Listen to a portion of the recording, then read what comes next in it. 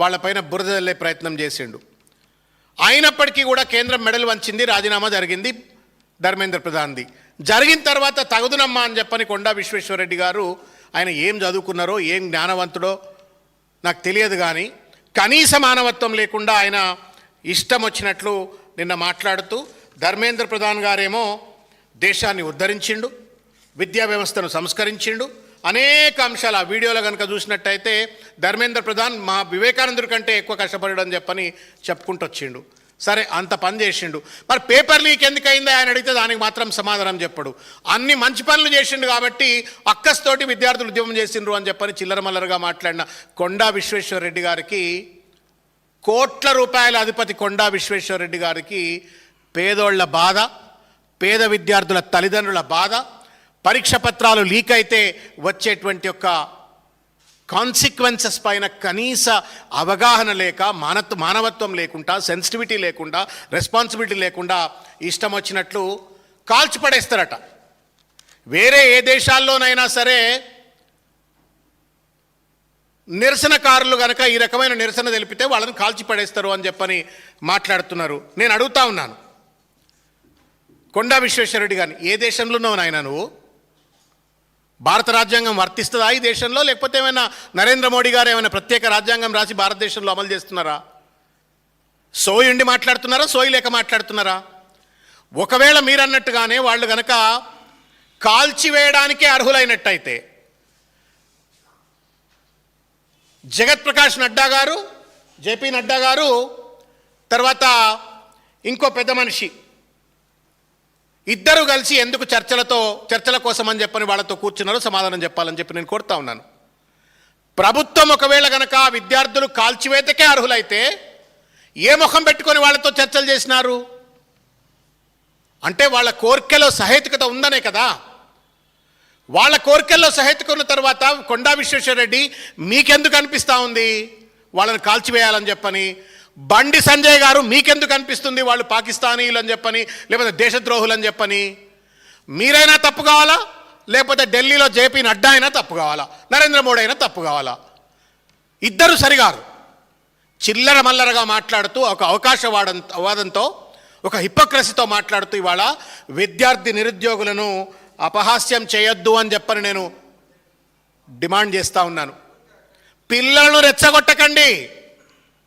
పిల్లలు పిడుగులు, వాళ్ళు పిల్లలు కాదు, పిడుగులు, కణకణమండే అగ్ని రవ్వలు వాళ్ళు.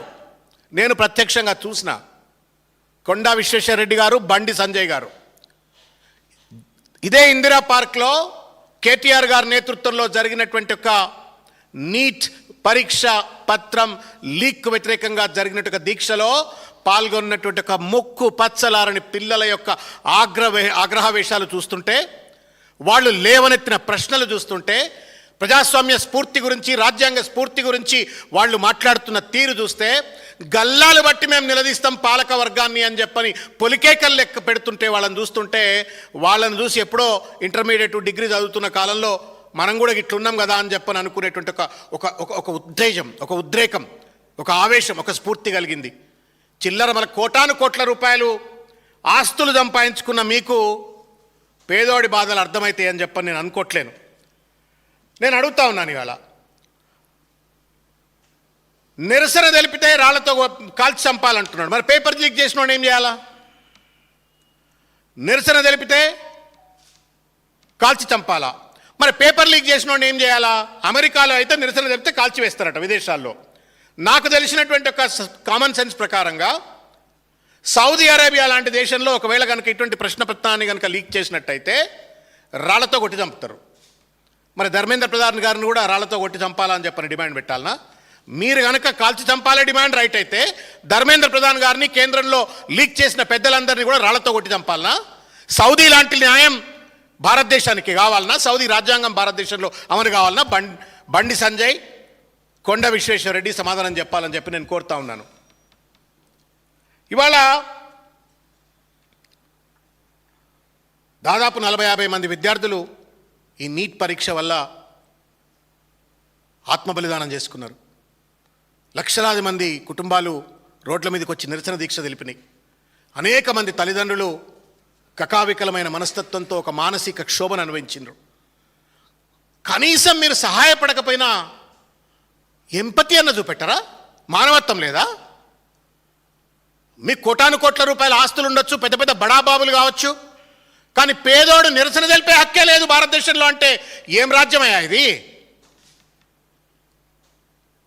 కొండా విశ్వేశ్వరరెడ్డి గారు, కోట్ల విశ్వేశ్వరరెడ్డి గారు, కానీ కూటికి తిండి లేనటువంటి ఒక పేద బిడ్డలు నీట్ పరీక్ష రాస్తే ఆ నీట్ పరీక్షను మీరు పేపర్లు లీక్ చేస్తే ప్రశ్నించొద్దు అనేటువంటి ఒక రీతిలో మీరు మాట్లాడుతున్నారు. ప్రశ్నిస్తే కాల్చి చంపాలంటున్నారు, నిరసన తెలిపితే బుల్డోజర్ చంపాలంటున్నారు. ఇదేం పాలన? ఇదేం రాజ్యం? ఇదేం రాజ్యాంగం అని చెప్పని వాళ్ళు నేను అడుగుతా ఉన్నాను.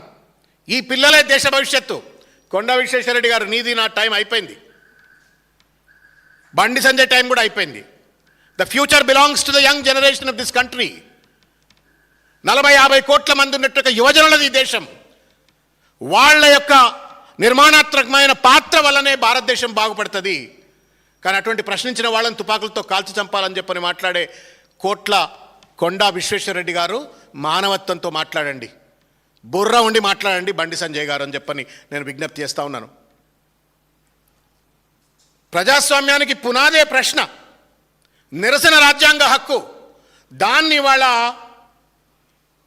అపహాస్యం చేసేటువంటి రీతిలో మాట్లాడుతూ ఉన్నారు. మీకు మెదడు మోకాళ్ళలోకి వచ్చిందా, లేకపోతే మానవత్వం లేకుండా మీ ధనంతో, మీ అధికార మదంతో ఇష్టం వచ్చినట్లు ఏది పడితే అది మాట్లాడుతున్నారా అని చెప్పని నేను ఈరోజు ప్రశ్నిస్తూ ఉన్నాను. ఓట్లు వేసింది 5 ఏళ్ల పాటు నియంతృత్వ ధోరణితో ఏలడానికి లైసెన్స్ కాదు సార్. ప్రజాస్వామ్యం అంటే 5 ఏళ్లకోసారి ఇచ్చే భిక్ష కాదు. ఎక్కడి పడితే అక్కడ గల్లాలు బట్టి రాజకీయ వ్యవస్థను, పాలక వ్యవస్థను పట్టుకునేటువంటి, గల్లాలు పట్టుకునేటువంటి ఒక హక్కు, నిలదీసేటువంటి ఒక హక్కు, ప్రశ్నించేట ఒక హక్కు. ఓట్ల దగ్గరకు వచ్చినప్పుడేమో కాళ్ళు మొక్కుతారు, కానీ వాళ్ళ మౌలిక హక్కుల కోసం, న్యాయం కోసం వాళ్ళు పోరాటం చేస్తే దేశద్రోహులు అని చెప్పని వాళ్ళ బీజేపీ ముద్ర వేస్తూ ఉంది.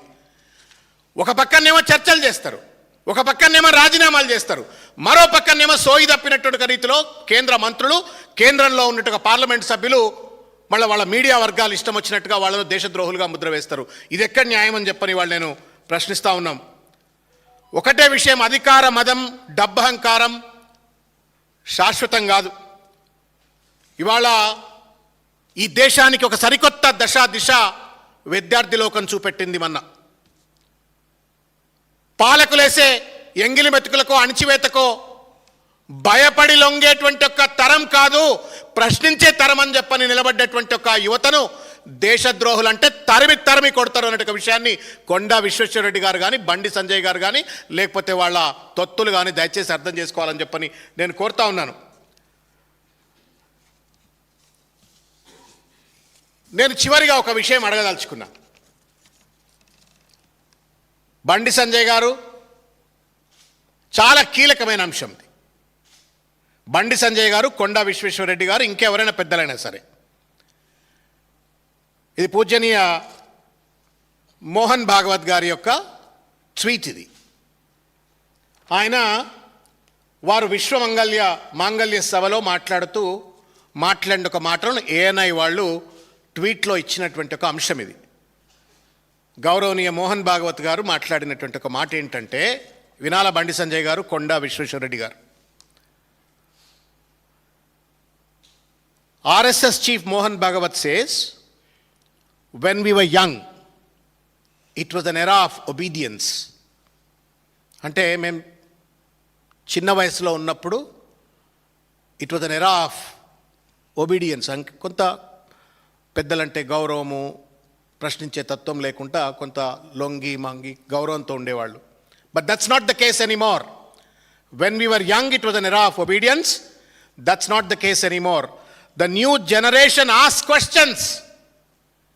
కొత్త తరం ప్రశ్నలు అడుగుతుంది అని చెప్పని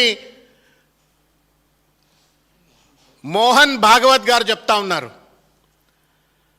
we have to explain the reasoning to them.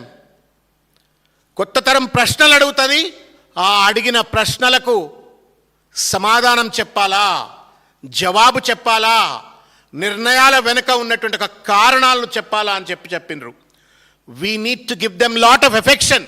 వాళ్ళ పట్ల, వాళ్ళ ప్రశ్నల పట్ల ప్రేమ, కారుణ్యం చూపెట్టాలా అని చెప్పని అంటున్నారు. We need to spend time with them. వాళ్ళతో టైం స్పెండ్ చేయాలా, వాళ్ళతో మాట్లాడాలా, వాళ్ళ ప్రశ్నలకు సమాధానం చెప్పాలా, వాళ్ళ పట్ల కారుణ్యంతో వ్యవహరించాలా. We need to communicate with them. వాళ్ళతో మాట్లాడాలా, వాళ్ళతో కమ్యూనికేట్ చేయాలా. Nowadays conversation has stopped even with in families అని చెప్పని సందర్భోచితంగా ఆయన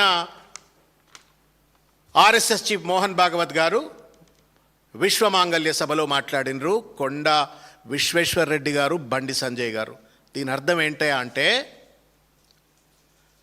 జంతర్ మంతర్లో విద్యార్థి మిత్రులు లేవనెత్తుతున్న ప్రశ్నలకు ప్రభుత్వం సమాధానం చెప్పాలని చెప్పని, ప్రశ్నిస్తే వాళ్ళను దేశద్రోహులని ముద్ర వేయొద్దు, వాళ్ళ పట్ల ప్రేమ కరుణతో వ్యవహరించండి అని చెప్తా ఉన్నారు. ఆ ప్రశ్నలకు అన్నిటి కూడా సమాధానం చెప్పాలా అని చెప్పని ఆయన ప్రేమతో వ్యవహరించండి, జవాబుదారితనంగా ఉండని చెప్పని చెప్పకనే చెప్పిండ్రు. మీ నెత్తి మీద మొట్టికాయ కొట్టిండ్రు. ఇంకా సిగ్గు లేకుండా, కనీస ఇంగితం లేకుండా మౌలిక మీ సిద్ధాంతాలను మూల రాస్తూ సౌదీ సిద్ధాంతాల భాష మాట్లాడుతున్నారు మీరు. నోరిప్పితే హిందూ సిద్ధాంతం, ఆచరించమనేది సౌదీ సిద్ధాంతం. రాళ్ళ కాల్చి చంపండి అని చెప్పని. ఇది ఎక్కడ మాట? మీకు మోహన్ భాగవత్ గారు చెప్పేది రుచిస్తలే, మరి మోడీ భాగవతమే రుచిస్తుందా? మీరే సమాధానం చెప్పాలా. ఇవాళ దేశం అట్టుడికిపోతూ ఉంది. ఒక విషయం మీడియా మిత్రులు కానీ, తెలంగాణ సమాజం కానీ దయచేసి అర్థం చేసుకోవాలని చెప్పని నేను కోరుతా ఉన్నాను. ఢిల్లీలో జరిగిన దీక్ష కానీ, హైదరాబాద్లో కేటీఆర్ గారు అటెండ్ అయినప్పుడు నేను దీక్ష జరిగిన సందర్భంలో విద్యార్థుల యొక్క కళ్ళల్లో చూసినటువంటి ఒక ఆగ్రహ వేషాలు కానీ, వాళ్ళ బాడీ లాంగ్వేజ్ కానీ, వాళ్ళ ఆక్రోషం కానీ చూసినట్టయితే ఎక్కడెక్కడ పిల్లలో వాళ్ళు ఈ కొసకోళ్ళు, ఆ కొసకోళ్ళు, ఈ కాలేజీలు, ఆ కాలేజీలు ఎట్లొచ్చిండ్రు అంటే ధర్నా అవుతుందట, మేము వస్తాము అని చెప్పని. ఇవాళ అక్కడ జరిగినటువంటి ఒక దీక్ష కేవలం ఢిల్లీలో కానీ, హైదరాబాద్లో కానీ, దేశవ్యాప్తంగా జరిగిన ఒక దీక్ష, it's not just about NEET. ఇది కేవలం నీట్కు వ్యతిరేకంగానే కాదు, సంవత్సరాల కొద్దీ అణచివేతకు గురవుతున్నటువంటి ఒక విద్యార్థులు గళమెత్తి ఇవాళ పాలక పక్షాన్ని ప్రశ్నిస్తున్నటువంటి ఒక పరిస్థితి. మొత్తం రాజకీయ వ్యవస్థ యొక్క వైఫల్యాన్ని ఎత్తి చూపుతా ఉన్నారు. పరిపాలనా వ్యవస్థలో ఉన్నటువంటి లోపాలను ఎత్తి చూపుతా ఉన్నారు. న్యాయ వ్యవస్థే కాక్రోచ్లు అని చెప్పని విద్యార్థి మిత్రులను అవమానపరుస్తుంటే మేం కాక్రోచ్లమని రోడ్డు మీదకి వచ్చి న్యాయ వ్యవస్థను నిలదీస్తున్నటువంటిది. అంటే రాజ్యాంగానికి ఉన్నటువంటి ఒక మూల స్తంభాలైనటువంటి ఒక policy maker, policy executive and judiciary, మూడు స్తంభాలను, ప్రజాస్వామ్యం మూడు స్తంభాలను ప్రశ్నిస్తూ ముక్కు పచ్చలారని పిల్లలు రోడ్ల మీదకి వచ్చి వాళ్ళు ప్రశ్నిస్తుంటే